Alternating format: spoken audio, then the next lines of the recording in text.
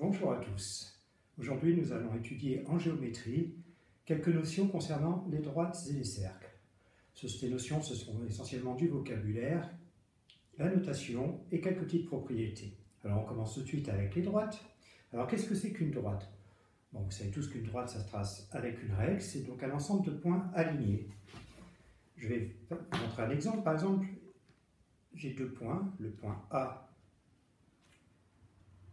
et le point B. Par ces deux points, je peux tracer une droite avec ma règle qui passe par les points A et B. Alors, que dire de cette droite? Cette droite, elle est de longueur indéterminée, infinie, c'est-à-dire qu'elle se continue à gauche bien au-delà du point A et à droite bien au-delà du point B. Concernant sa notation, donc c'est une droite, et on note en géométrie les droites entre parenthèses. Donc là, ça va être la droite AB, A et B étant deux points traversés par la droite, et on note AB entre parenthèses, les parenthèses signifiant qu'il s'agit là d'une droite. On peut aussi d'ailleurs la noter la droite BA, c'est exactement pareil, peu importe l'ordre des points de passage. Vous verrez aussi, au fil des exercices, que de temps en temps, on ne connaît pas de points appartenant à la droite. Alors, comment nommer une droite dont on ne connaît pas de points caractéristiques? Alors, je vous donne tout de suite un exemple. Imaginons qu'on ait cette droite dans un exercice et que nulle part on nous dise s'il y a des points A, B, C, D. Ben, on peut lui donner le nom, on peut lui donner une petite lettre, par exemple D, et on met bien les parenthèses pour dire que c'est une droite. Donc à ce moment-là, on a la droite D. Et on a aussi un autre cas de figure.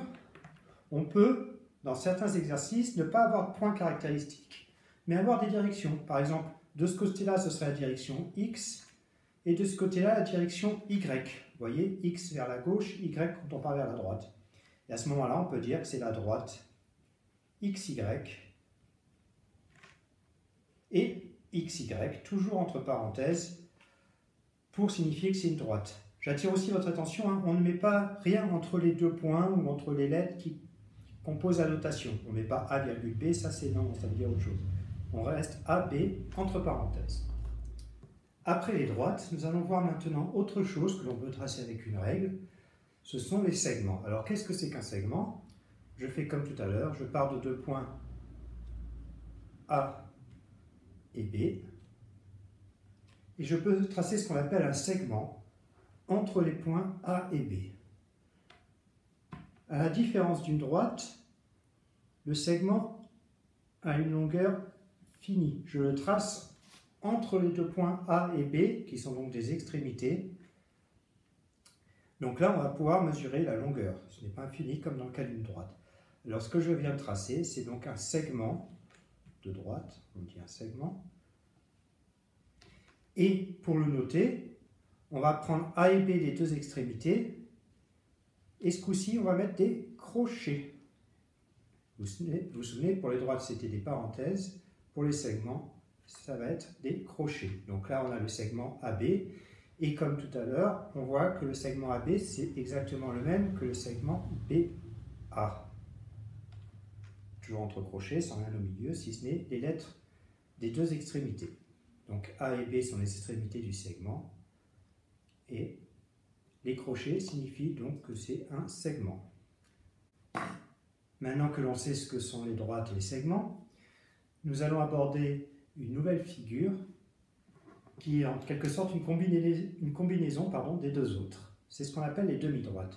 Alors je pars toujours avec mes points A et B. Et ce coup-ci avec la règle, je vais tracer quelque chose qui part du point A et qui passe par le point B. C'est-à-dire que A est l'origine et par contre B n'est qu'un point de passage. La figure continue au-delà du point B. Donc ce que je viens de tracer ici, c'est une demi-droite.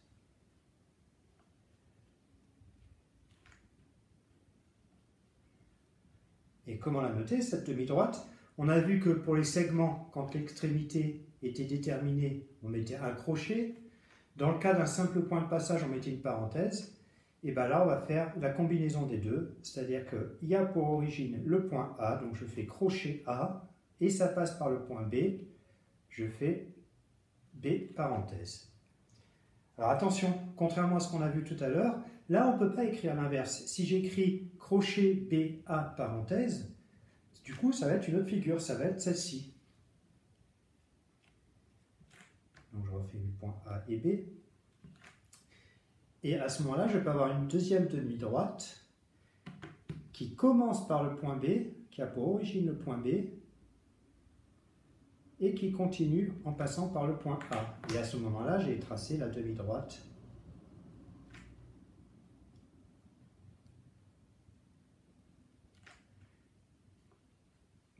Crochet B, A, parenthèse. Voilà pour les premières notions de vocabulaire. Maintenant, nous allons voir quelques propriétés concernant les droites et les segments. Alors nous allons continuer en examinant quelques petites propriétés, notamment les points alignés ou qui ne sont pas alignés. Alors regardez, j'ai commencé ma figure. J'ai ici 3 points A, B, C. On peut voir qu'ils sont alignés car je peux tracer une droite qui passe par tous les points A, B, C. Voilà, j'ai tracé une droite et on voit que tous les points sont sur la droite. Donc on va dire que ces points sont alignés.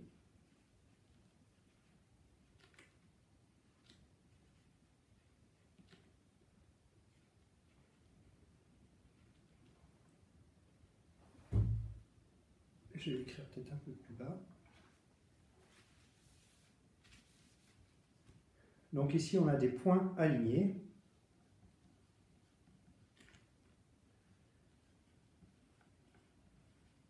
Alors, je vais appeler cette droite, par exemple, la droite AB, puisqu'elle passe par le point ABB. Et on voit que C appartient à la droite AB.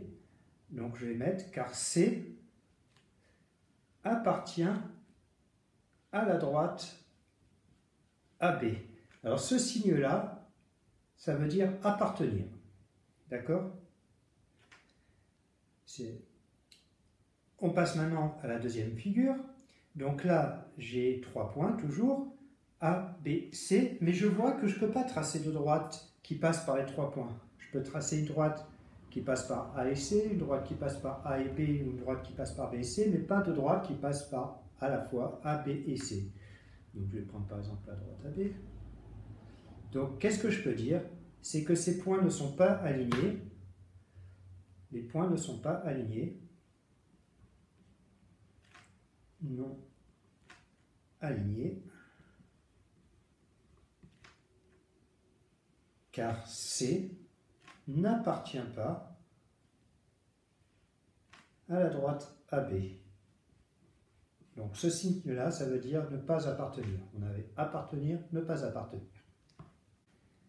On continue avec des propriétés concernant les droites. Nous allons aborder maintenant ce qu'on appelle les droites séquentes. Alors, qu'est-ce que sont les droites séquentes? Les droites séquentes, ce sont deux droites qui se coupent. C'est le cas général en fin de compte. Donc, je vais tracer deux droites qui se coupent. Alors, par exemple, une droite AB. Le point B, je vais le mettre là. Une droite CD, donc la droite AB.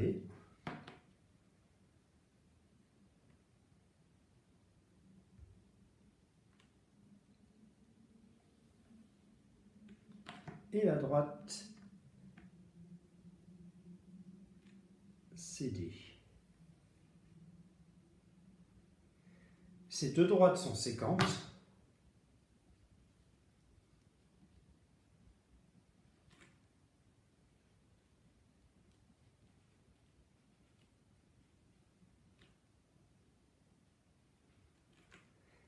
Et elles se coupent en un point que je vais appeler par exemple le point I.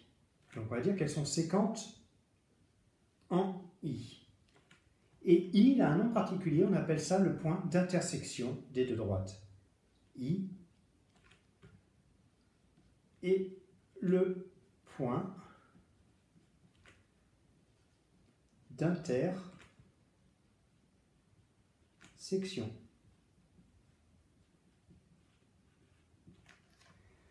Voilà les propriétés concernant les droites. Maintenant, on va aborder quelques propriétés concernant les segments. Concernant les segments, nous avons vu qu'une des différences par rapport aux droites, c'est qu'ils avaient une longueur finie. Je vais dessiner de suite un segment. Je prends par exemple, donc toujours pareil, les points A et B. Je trace mon segment, donc je fais bien attention à ne pas déborder les deux extrémités. Voilà le segment AB.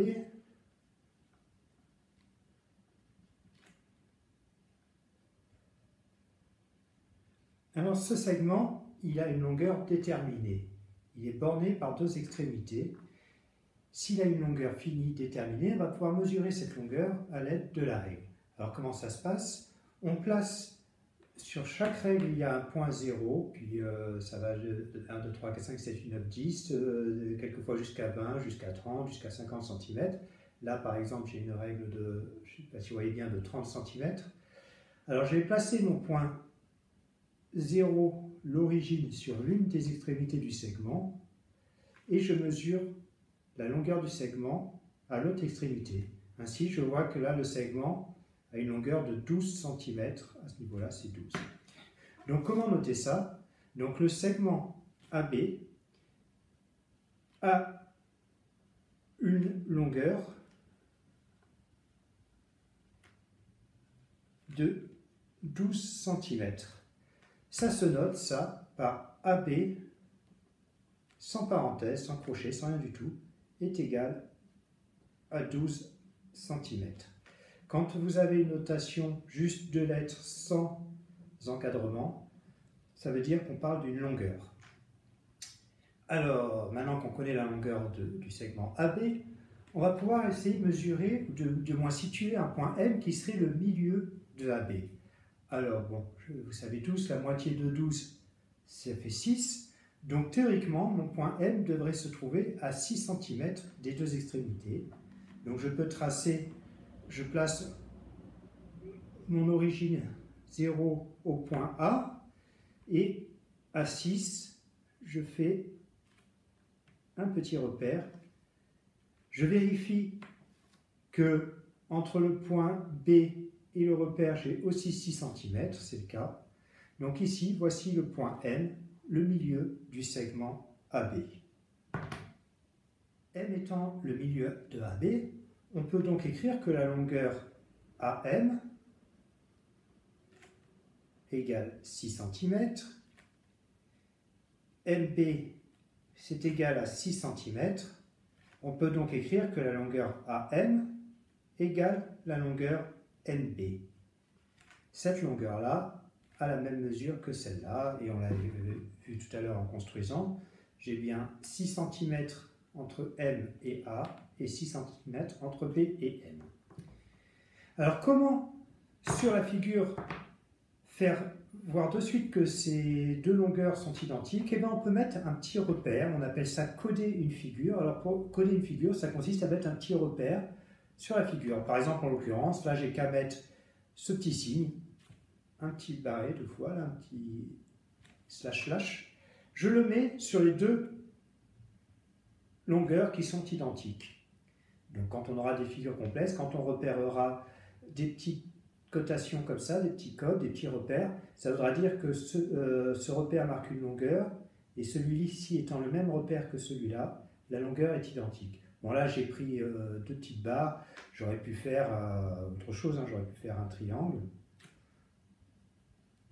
Voilà, ça aussi c'est un repère qui dit que les deux longueurs sont identiques. Voilà pour ce qui concerne les droites et les segments. Nous allons maintenant passer au cercle. On continue notre introduction à la géométrie en regardant de plus près les cercles et en abordant quelques termes de vocabulaire concernant les cercles. Alors d'abord, qu'est-ce que c'est qu'un cercle?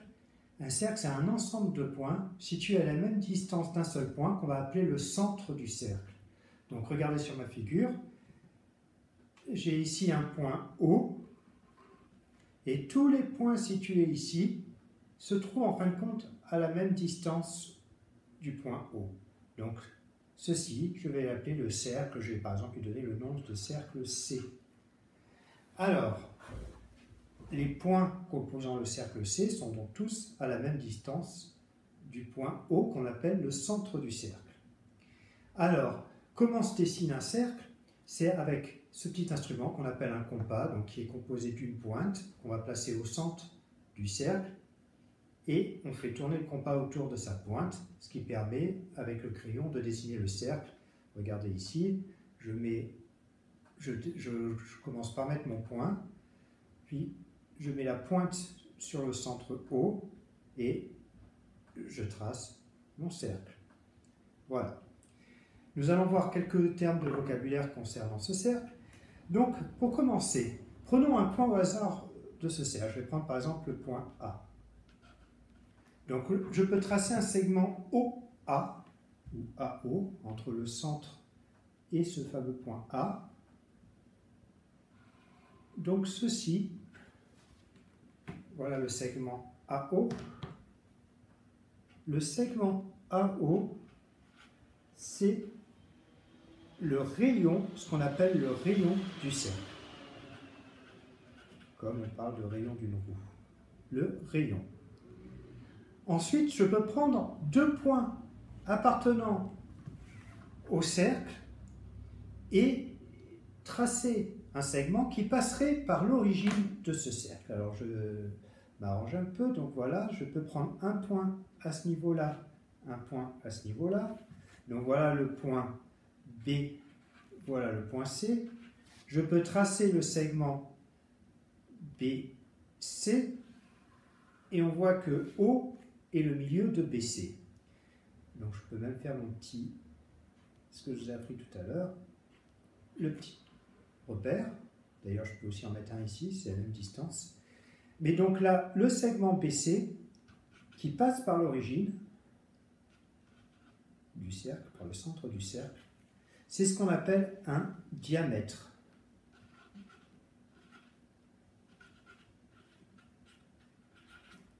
Ensuite, je peux avoir deux points D et E du cercle et tracer un segment ayant pour extrémité D et E, mais ce segment étant quelconque, il ne passe pas par l'origine, par le centre du cercle, pardon. Donc je trace par exemple mon segment DE. Ce segment DE, on appelle cela une corde, c'est une corde du cercle.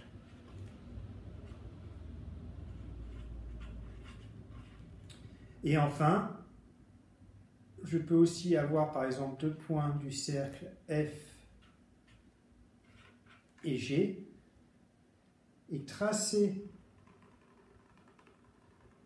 ceci, ce qu'on appelle un arc de cercle. C'est une portion de cercle comprise entre les points F et G.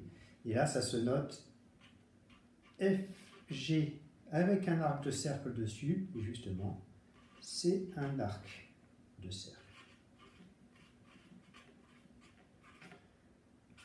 Voilà quelques points de vocabulaire importants concernant le cercle. On en verra d'autres au cours des prochains chapitres. Le périmètre qui concerne le contour. On apprendra à calculer aussi l'aire d'un cercle, c'est-à-dire sa surface. Mais on verra ça plus tard dans l'année. Voilà qui clôture notre premier chapitre de géométrie et quelques petites révisions des notions de vocabulaire et de notation.